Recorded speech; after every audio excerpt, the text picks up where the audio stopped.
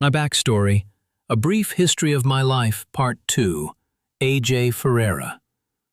I went to an arts high school, the Greater Hartford Academy of the Arts, in Hartford, Connecticut.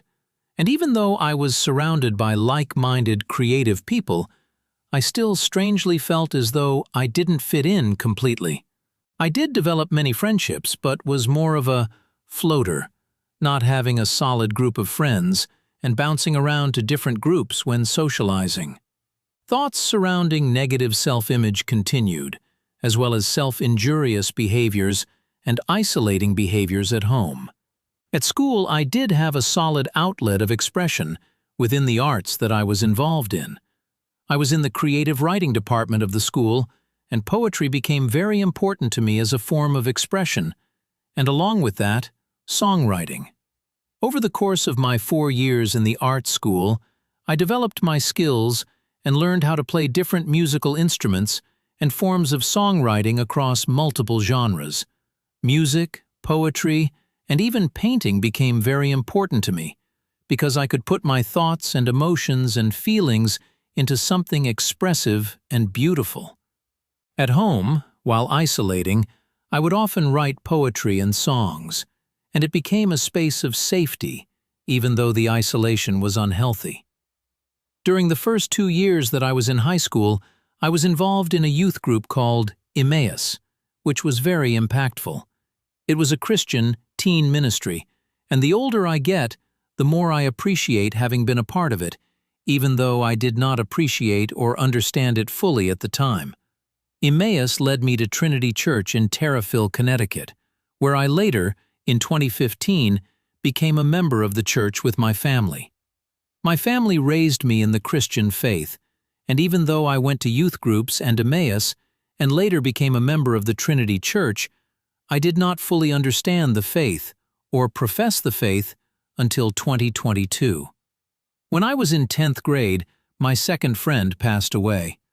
This one hit me very hard. Jenna was a dancer, a wonderful person who brought joy to so many people. I saw her the day before she passed away, too. I remember seeing her at her locker, putting her books in her bag. That was the last time I saw her. On the way to school the next day, there was a group text message that I received from her best friend, saying that she had passed away. When I got to school, I informed a teacher about the message I got regarding Jenna's death. I was ignored by the teacher, and she told me it was just gossip. Then there was an ominous blanket of grief over the whole school as more and more students arrived, who had already learned of Jenna's passing by way of group texts. No classes were held that day, or the next day. Jenna committed suicide. I did receive a deep and sincere apology from the teacher that had ignored me at first. On that day, despite the grief that I felt, I chose to be of service to my classmates, and I checked on as many people as I could and offered as many hugs and tissues as I could. When I was in 12th grade, my senior year, I lost yet another friend. Hayden was roughly a year older than me, and he and I shared the love of music and playing guitar. I remember one of my favorite memories in my life was with him. He and I were hanging out one day at my house, and we decided to go into the woods. We climbed a hill in the woods, found a fallen tree, sat down, rolled and smoked a blunt while playing guitar together. He taught me how to use my fingers to play guitar rather than using a guitar pick. That same day in the woods there, he and I improvised the chord progression which would later turn into my song, Serenity. Hayden and I skipped school together a few times and explored Hartford together. He taught me to roll a blunt and rolled the very first blunt I ever smoked on Trinity College campus in Hartford when I was 15.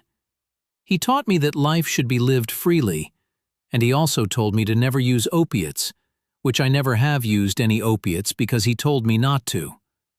Hayden died from a heroin overdose in the spring of 2015. I hadn't seen him in over a year. All of my classmates and former classmates who attended his wake passed around a blunt in his honor. Continue with part 3 for the rest of the story. AJ Ferreira.